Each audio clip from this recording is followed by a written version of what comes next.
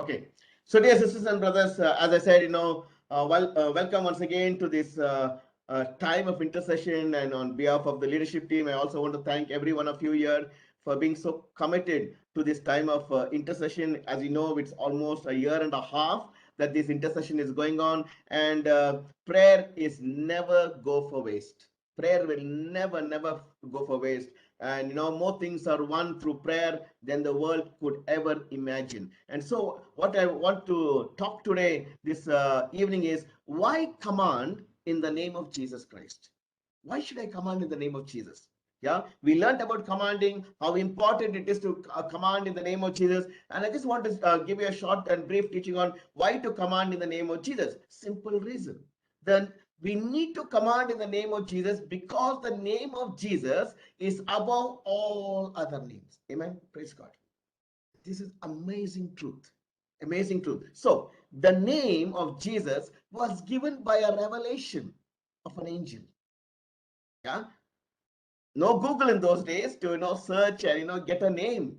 But this name came through the revelation of angel. And what does this name mean? In Matthew chapter 1, verse 21, she will give birth to a son, and you are to give him the name Jesus, because he will save his people from their sins. So why to command in the name of Jesus? Because when you pray in Jesus, we save. We save things. You see, you'll call his name Jesus because he will save his people from their sin. That's why Jesus means savior. He comes to save us. He doesn't come to condemn us. He doesn't come to destroy. He doesn't come to take away life, as some people think. He doesn't come to give us hardships. He doesn't come to give us difficulties. He doesn't come to give us illnesses. No, no, no. That is not the nature of Jesus. The nature of Jesus is just the opposite: to save you, to give you this welfare, not destruction, to bring happiness, to bring joy, to bring peace, to bring love, to bring health. You see, this is what it means when we pray and say Jesus. That is the reason why when we command in the name of Jesus, what are we doing? When we command in the name of Jesus, we are saving the situation. We are saving the problem.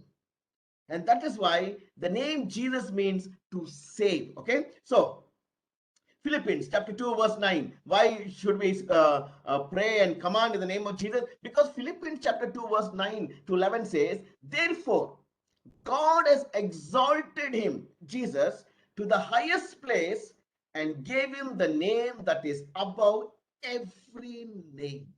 What does that mean? That means to this name, everything is subject. To this name, everything will bow down. To this name, everything will obey. To this name. This name is above every other name. And that's why the word of God also says, there is no other name given under heaven by which man can be saved except the name of Jesus Christ. So, that the name of Jesus, every knee should bow in heaven and on earth and under the earth. That is the power of the name of Jesus. That's why when we command in the name of Jesus, demons tremble. When we command in the name of Jesus, demons get a nervous breakdown. What is the best way, to make the devil unhappy? The best way to make the devil unhappy is be cheerful, be happy, live in the Holy Spirit, walk in the Holy Spirit, let the Holy Spirit lead you. And when you command in the name of Jesus, demons tremble. Because the name of Jesus is above every other name. That's why, don't, sometimes we can get into this habit, right? Come learn one truth. Then after some time we use the truth. After some time we have forgotten the truth. Something else has come and we're gone. And then we come back to a full circle and find the problem is again there. Why? That's why when you hear such beautiful teachings like the commanding in the name of Jesus, praying in tongues, never lose sight of it. Latch on to this truth. Hold on to this truth. Hang on to this truth, because these truths will bring you victory in your life. And every tongue will acknowledge Jesus Christ is Lord, to the glory of God the Father. Amen. Every tongue, look at that. Every tongue will acknowledge that Jesus Christ is Lord, to the glory of the Father. If not now, if you don't see it now, it is going to happen. It is going to. That's the reason why we command things to in obedience. When we command, everything will obey the name of Jesus Christ. Yeah, that's why you see, I'm sure you know this, but I'm just saying because we're recording the talk. You see, you can't command in anybody else's name. It has no power. You cannot command in the name of a saint. You cannot. You see why? Because only at the name of Jesus Christ, every knee will bow, every tongue will confess He is Lord. Amen. That you see, the truth must come to us. That the name of Jesus is all powerful. All power. It is not like any other name. It is not like any other name. This name was set aside. This name came through a revelation. This name means to save and not to destroy. Amen. Praise God.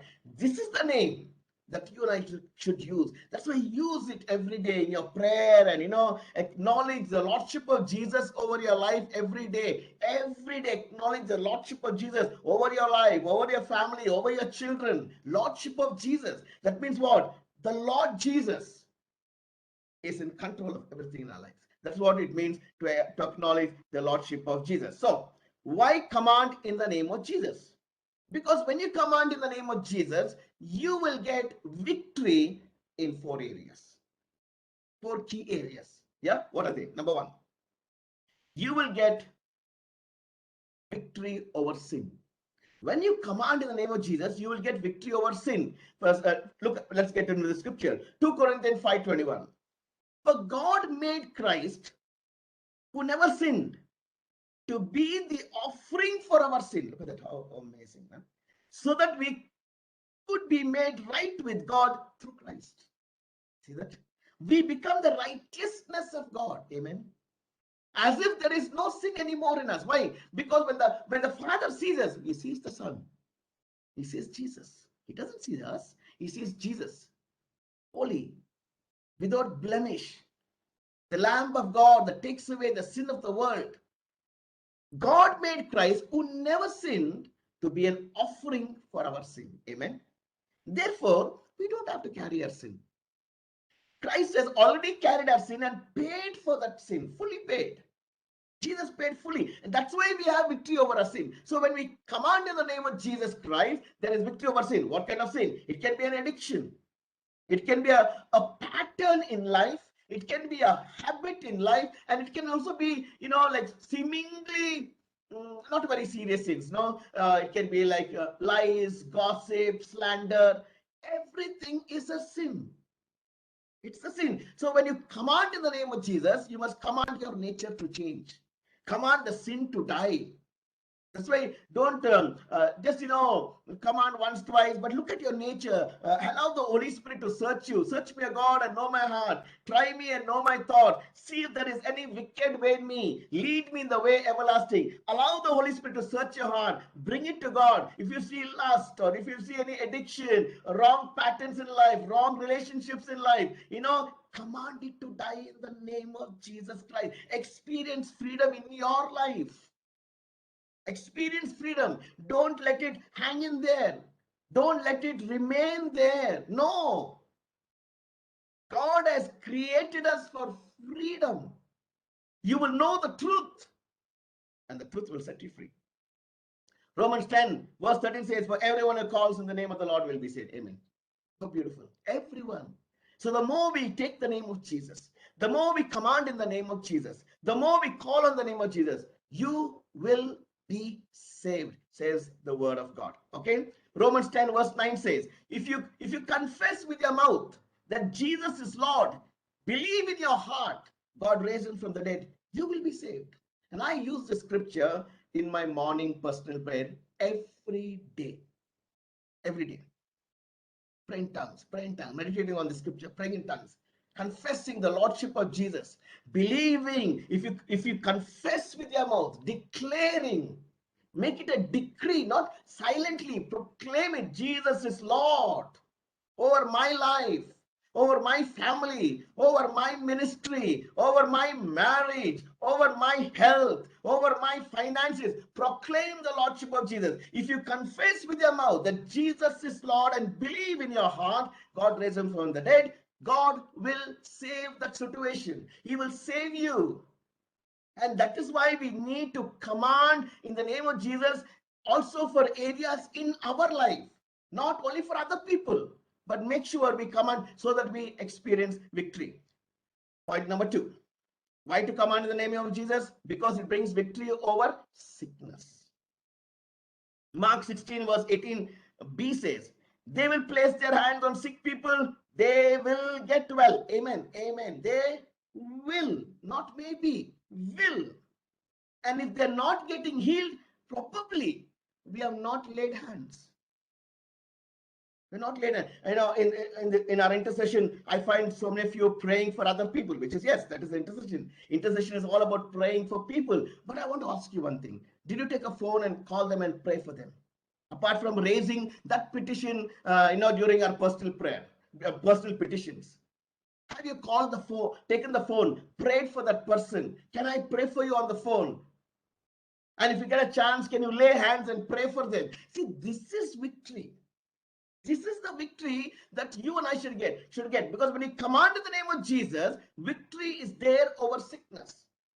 I see in the intercession also, I hear that some of you raise the same petition regarding your health, your family. Sisters and brothers, I want to ask you, have you got a breakthrough? Have you got a freedom? It doesn't look like, because you keep on raising the same petition. Command in the name of Jesus. Experience victory. Intercession is not just raising a petition and then, hope for the best. No, we don't hope for the best. We believe it will bring victory. And that is the key. You will place their hands on the sick people. They will get well. Place hands on your children. Yeah. Pray for them. Just don't raise that petition here in the evening.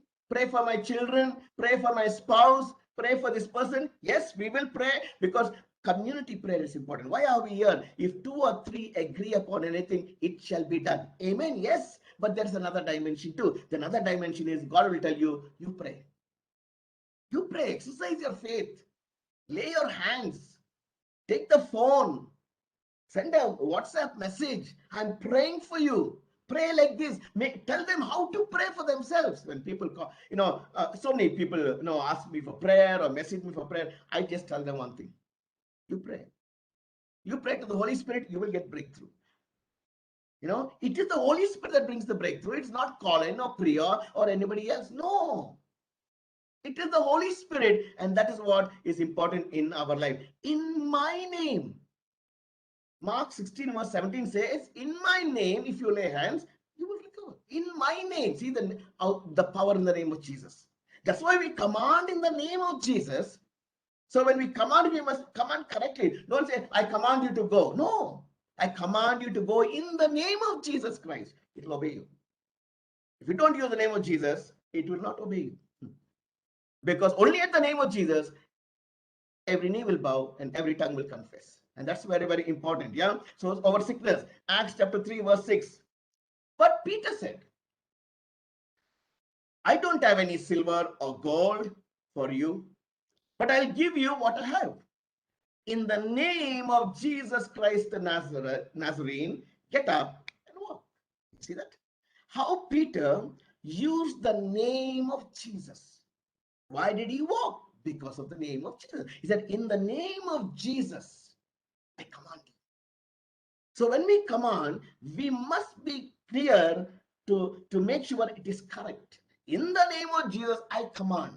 Don't stop and say, I command this fire to go, this wind to go, this illness to go. No. It's incomplete prayer. I command in the name of Jesus that your body will obey you only when you pray in the name of Jesus. Point number 3. Why do we command in the name of Jesus? Because when we command in the name of Jesus, it will give us victory over death. Over death. Look at this. Romans 6:23. Everybody knows the scripture. The wages of sin is death. Now, why? See, what is this death? It can mean spiritual death. It can mean physical death. Death in the scripture here also means eternal separation from God. Eternal separation from God. It means damnation. Gone. Yeah. So we command our bodies. We make sure we feed our spirit. that our spirit matures, our spirit grows. Let it not remain at the same state it was last year. No. Then you're getting stagnated. You must make sure you feed your spirit. What is your spirit getting? Is it getting the word of God? Do you meditate on the word of God day and night? Or you're doing a casual reading? Are you studying a little bit of the word of God? You see, if you feed your soul, Galatians chapter 6 verse 7 says, God is not mocked. Look, see what they're saying. Yeah? God is not mocked. What you sow, you will reap. Simple. It's not mocked. If you sow to the Spirit, you'll reap of the Spirit. What will you reap? The charisms. You'll reap the fruit of the Holy Spirit. Signs and wonders will take place. You will walk in the Spirit. That's what you reap if you sow in the Spirit. If you sow to the flesh, if you sow to anxiety, if you sow to fear, what will you get? That's what you will get. So it's not. So it's very important that we who come for intercession, so committed we are and so dedicated we are, and we really appreciate it. Make sure that you are saved. Don't only save others. Make sure you are saved, and that you are experiencing the life of the Holy Spirit. You are experiencing breakthroughs. You are experiencing victories. That is the key. That is the testimony. Romans 6:23b says, but the free gift of God is eternal life through Jesus Christ alone. Amen. That is why we command in the name of Jesus. That's why we address the name of Jesus. We pray because this free gift, the eternal life, the everlasting life, God is given to us because of our faith in the Lord Jesus Christ. Remember, yeah? So look at this. Victory over death. Now, Wisdom chapter 1, 12 to 14 says this. God did not create death. Therefore, you and I can make sure. That's why in our webinar, what do you hear? Untimely death. Untimely death is not God's will. Why? Because God did not create death. Then who created death? Now look, the word of God is saying very clearly. Wisdom chapter 1, verse 12. Do not bring on your own death by sinful actions. See? So sinful actions. How many people die because they're alcoholic? Their lungs packed off. Sinful. Or it can be, we are indulging in sin, the inclination to sin, that our spirit is getting killed. Dryness, emptiness, no connection with God, loneliness, depression are all symptoms that you are alienated from God. Very, very clear, yeah? See what the word of God says. God did not invent death. Look at that. God did not invent death. And when living creatures die, it gives him no pleasure. God didn't invent death. Why? When God created Adam and Eve, what was his plan for Adam and Eve? That they will live forever, eternally. That was God's plan for man. What brought about death? Sin, of course. That's why we must seriously look into our life. One side we are praying, one side we are trying to do everything, but if the sin is lodged in your life, one side life is there, but even death is at work in your life. So we must seriously deal with sin. Seriously. Not casually. See, it doesn't matter what degree it is, whether it's a mortal sin, whether it's a venial sin. Sin is a sin. Sin is a sin. It will alienate you from God. And you'll be wondering sometimes, I'm going for intercession, I'm praying in tongues, I'm reading the word of God, I'm meditating the word of scriptures and doing a commanding, but there is no life because you're not dealt with sin. You're letting sin also grow, fester in your life. And there is going to be a war, internal civil war in your life. So you must be extremely careful. Look at this, verse 14. He created everything, oh God, so that it might continue to exist. And everything he created is wholesome and good. There is no deadly poison in them, no death. No, death does not rule this world. Hallelujah. What should rule the world? Life. Life. That's why Jesus said, I come to give you life. It's the narrow path. The end of it is what? Life. Life is God's will, not death, not sickness, not untimely death. It is not God's will. What is God's will? Life. Because death was not at all invented by God. Must make a note of the scripture, okay? Look at this now. Wisdom chapter 2, 23 and 24 says, when God created us, he did not intend for us to die. Wow. He made us like himself. Amen. Look at this. When God made us, he did not intend us to die. His intention was, when he made us in the image and likeness of God, his intention was that we will live forever. Yeah, forever. But sin came and curtailed everything, destroyed that plan of God. That is the power of sin. That is the power of sin. That's why, as I again repeat, you take close look at your life. Ask the Holy Spirit to search you. Is there a lingering sin? Is it a habit of sin? Is there a secret sin? A besetting sin? Ask the Holy Spirit. Command it in the name of Jesus Christ. I command the sin of addiction, the addiction to tobacco, addiction to alcohol. Die right now in the name of Jesus. Pray every day, no? Liberation. Of course you'll get. At the end of it, you'll get. Pray every day. Don't take it lightly. Don't take it lightly, because if we take it lightly, it is producing death in your life. Now see, look at this verse 23 again. When God created us, he did not intend for us to die. He made us like himself. Now see verse 24. It was the devil's jealousy that brought death into the world. And those who belong to the devil are the ones who will die. Strong word, right? Devil's jealousy. That's why he's known as a cunning guy. He tricked Eve because of jealousy. And death started to work in their lives. Those who belong to the devil are the ones who will really die. Physically, spiritually. Because if the Spirit of God who is in you is active and reawakened in your life, you will never die. Your spirit will never die. Your spirit will become very, very active. And that's why you can participate in the prayer. When an animator calls for somebody to pray, you will be the first one. There will be like a healthy competition to pray. Pray correctly. Pray to the point. Pray correctly. Don't plead with God. Some of you are still pleading with God. Please, Lord, excuse me. You have to speak to the problem. You have to plead with God. There are different stages in our walk with God. Or don't say, bring it all to God, your problem. See, there are different stages.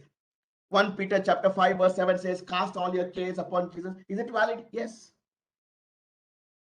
But the next level of Christian life is to command. Speak to the problem, right? Simple. We want to go to the next stage, not remain at the baby level all the time. Casting your care. Jesus said, speak to the problem. The next level. Very important. Wisdom. Wisdom. Sometimes we can, James chapter 1 verse 5 says, no, if anyone lacks wisdom, let him come to me. I will give it to him liberally. Is it valid to ask God for wisdom? Of course. The word of God says that. What is the next stage? 1 Corinthians chapter 1 verse 30. Christ is my wisdom. Look at that next stage. Not praying for wisdom anymore, but declaring that Christ is your wisdom. Yeah. I used to tell my daughter, pray for wisdom, when you study, when the examination paper comes, pray for wisdom. But I changed it long back. Now I tell Marika, when you pray, Don't ask God for wisdom. Say, Jesus is my wisdom. Level. That's what we want to do, to go from one level to another level and don't get stuck in the same level that you are. Victory, look at this, victory over death. Yeah, how to command victory over death. Raising the dead is another sign of victory over death. Raising the dead, bringing back life. Why? Because untimely death, because death is not from God. Yes, one day you and I will die. Surely we will die because of sin. We will die, but we will not die in an abrupt manner.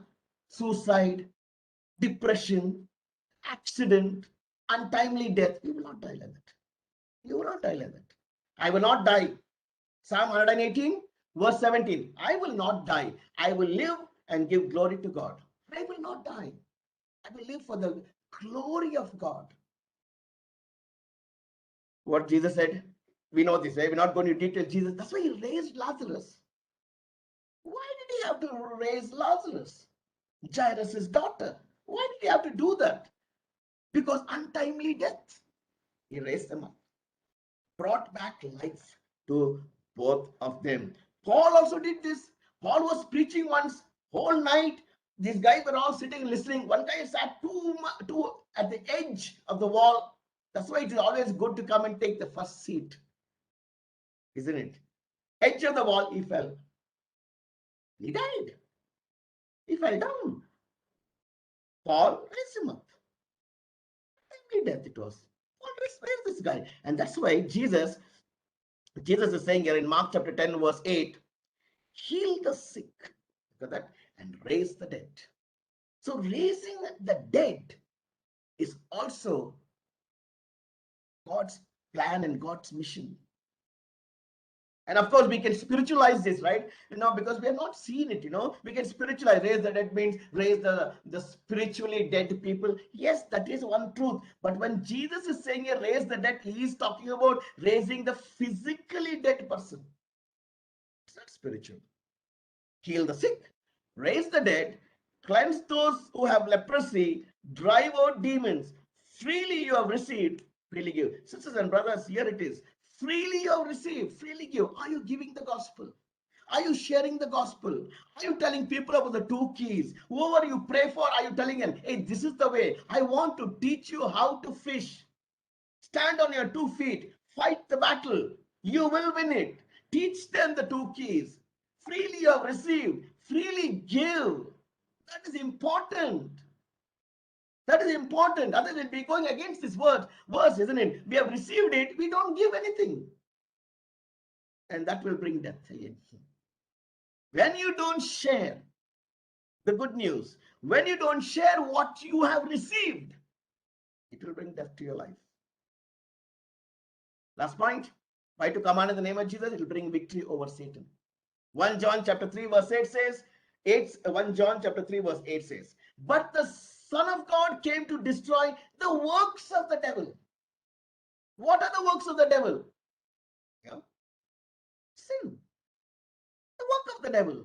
Sickness and death.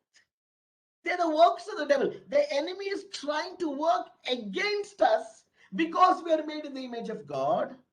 He works against us, and we have to be very careful, discerning to know, hey, from where it is coming. And that's why I want to encourage you to either listen to the video on the webinar called The World, the Flesh on the Devil, please, or attend the webinar for all of us who are making intercession. Because we can unconsciously open the door of our life to the evil one. Evil one. And we are wondering why things are not moving. It should not move. The devil is creating a stronghold in your life. You open the door. He came and building a stronghold. What is a stronghold? A stronghold is like a fortress. What does it mean? He's in charge. He's in control of that life. He's in control of that area. You're wondering why this anger is not going. Why it's not going? He's built that. He's taken hold of that area, built a stronghold, not going.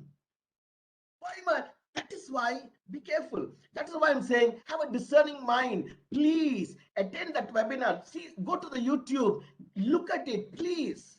We want victory. We don't want to be people who will pray for everybody. We're in bondage. How unfortunate. Make sure there is victory in your life. So the name of, when you command in the name of Jesus, Jesus will bring victory in the 4 areas of our life: victory over sin, victory over sickness, victory over death, and victory over Satan. He is our enemy.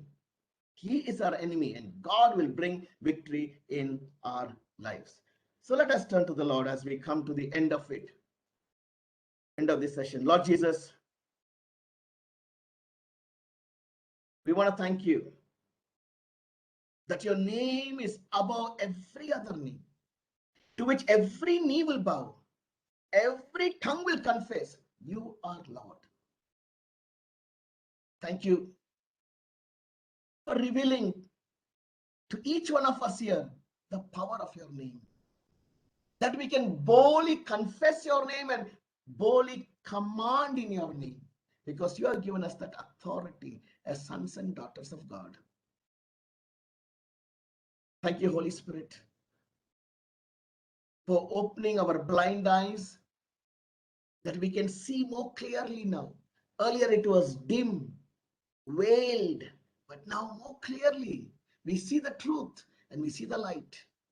Holy Spirit, continue to open our eyes so that we will see the full light and the full truth that will bring us victory over sin, death, sickness, and Satan.